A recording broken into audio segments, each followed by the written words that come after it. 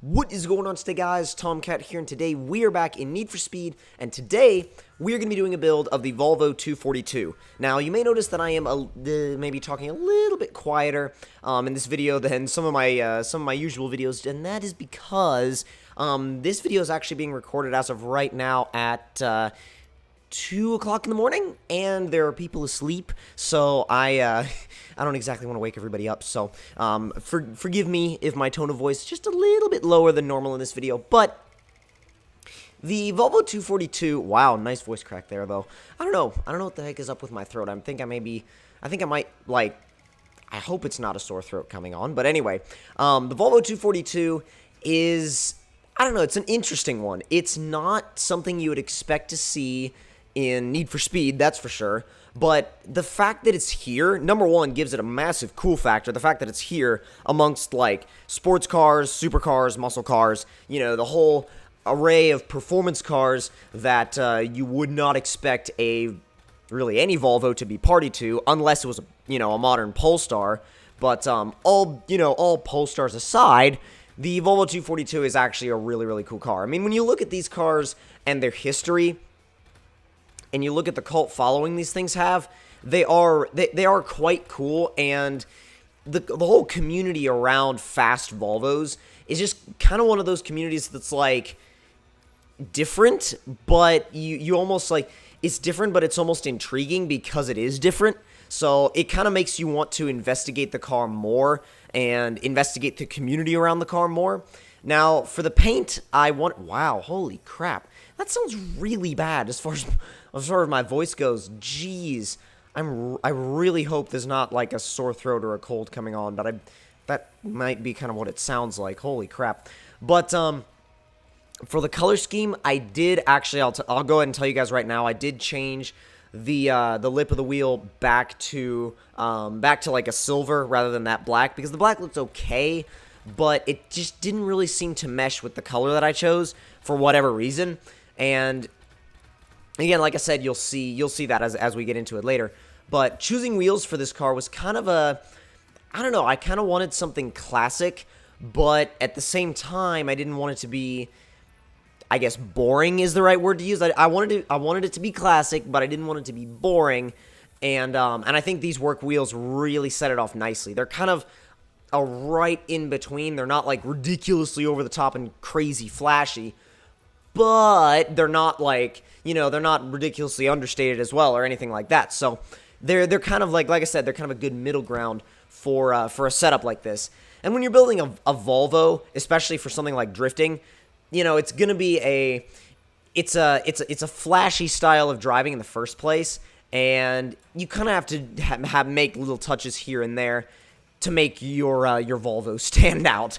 And that's half the reason why I decided to put this APR GT1000 on the back of the car, because, I mean, why not? You're building a fast Volvo drift car. Why not go crazy and put a massive wing on the back? And I'm sure that there's going to be like, holy crap, why did you put a wing on the back kind of comments, but that's okay. That's okay. I heard a bunch of those about the tow mirrors as well in the last vlog, and that's fine. But the funny thing is that when you put a wing on the back of this car, it's almost like the car is screaming, I'm trying to be a race car. It's like, I'm trying so hard to be a race car, but at the same time, I know I'm a Volvo. And it's really weird because you just look at it and you're like, big wing, Volvo. Big wing, Volvo. Does not compute, does it? It's just like, it just kind of keeps your mind spinning. But that's kind of the whole point of this car, and that's half the point of it being in this game.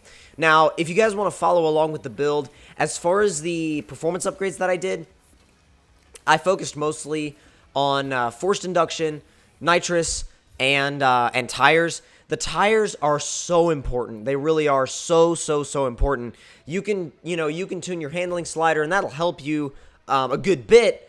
But if you don't mess with the tires and you don't actually change it over to a drift compound, you're not gonna have anywhere near as much luck as you would combining both the physics slider itself and the drift tires. So if you combine those both together, like, holy crap, that's that's just something that you really gotta build one of these cars and experience it for yourself, because these things will slide. They will slide like crazy, and they will get. I mean, the best use for these cars, honestly, is the mountains. You can drift these things like crazy up in the mountains because they can slide so easily and hold angles so easily that like nothing gets in their way. I mean, well, that and the fact that it's a Volvo and it's a tank, but nothing gets in its way as far as like whether it's a long sweeper or, you know, tight S corners. Whatever it is, this car is pretty much up for it. In fact, the longer sweepers, though, are really where this car shines. Really, really where this car shines. And, you know, I had to do my work wheels windshield banner because work wheels. I like work wheels. I'd actually like to put some on the FRS someday. I like my end keys, but someday when I change wheels, it'd be really nice to get like maybe a set of work Meisters. That Meisters look so good. They really look so gorgeous. I'm trying to think of the other style of work wheels that I really, really like, but I can't remember the name of it off the top of my head. Come on. I'm gonna be like, come on, brain. Think. Dang, dude, you're killing me. Think. But, oh God, I know it'll come back to me eventually. But yeah, work wheels on the FRS are definitely up there for goals. That's for sure. I don't know. Someday I might switch over to like a square setup, because right now I'm doing like an 18 by 8.5 and an 8 in the front and an 18 by 9.5 in the rear. So I'm staggered, and I'm running a 235 in the front, 255 in the rear. I would eventually like to run either a 255 or a 265 on all four corners, and I'll have to dial in a little bit more camber to get those to fit properly up front and not rub, because I really don't want the tires on the FRS to rub. But I've seen some well documented setups where they've done both a square 255 and a square 265 on an FRS track car, and we're able to make the wheels fit even under really, really, really heavy cornering and hard braking. So if I can get a setup like that dialed in, yeah, that'll be pretty good to go. That will be awesome. I'm not sure what track the FRS is going to be at next, to be honest. Might be Road Atlanta.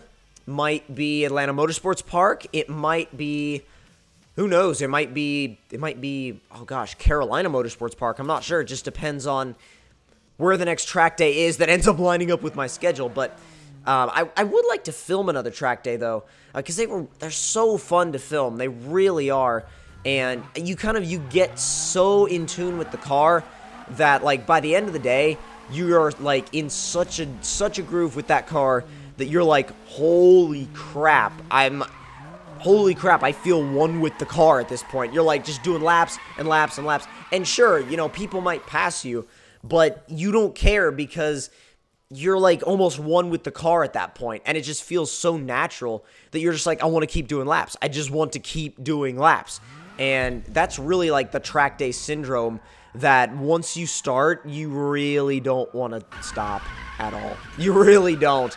It's just one of those things, man. If you've never done a track day before and you have a track day suitable car, do it. Absolutely. Just try it. Try one. Just one track day. And believe me, it will be more than worth your while. It will be so much more than worth your while. And the way I've always looked at it too is track days cost less than speeding tickets. So if you think about it that way, you're a lot better off, and you don't have to you don't really have anything like to worry about, at least in the like speed limit department when you're out on the track. So that's another plus.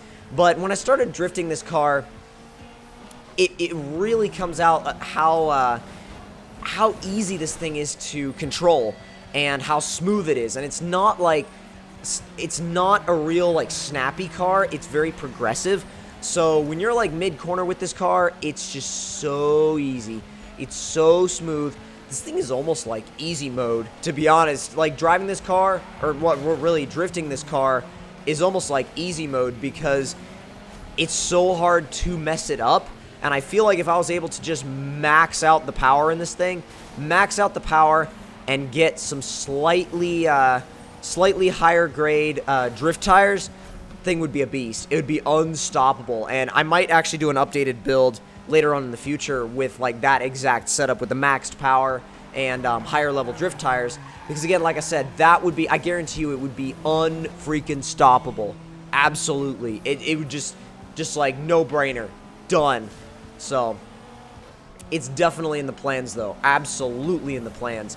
And I actually also, I really appreciate the all the support that you guys gave me on the vlog where I showed you guys the truck after like literally just getting back, and like where we are in the stages of that build now. Really appreciated all the support we got on that, because it's like that truck has been, like, pictures have been blowing up on Instagram, and then the vlog that I did of it just recently, I mean, you guys really enjoyed that as well. So I really appreciate, again, all of the likes, the comments, and I mean the views it got. It was just amazing, and it just really makes me want to show you guys more of that build. I mean, probably what's up next is going to be a programmer or a tuner, whatever you want to call it.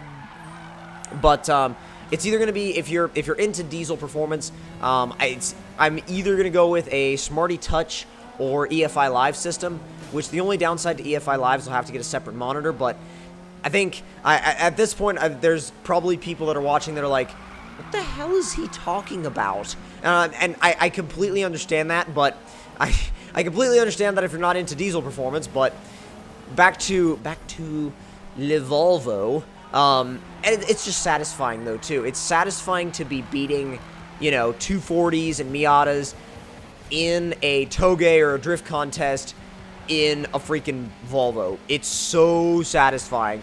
Such a great feeling. Such a great feeling. But we're going to have to go ahead and wrap this one up. And if you guys enjoyed the video, then don't forget to leave me a like. Tell me in the comment section down below what you guys thought of it. And if you're new to my channel, don't forget to click subscribe for more. And I will see you guys in the next one. Talk to you guys later, and I hope you guys enjoyed.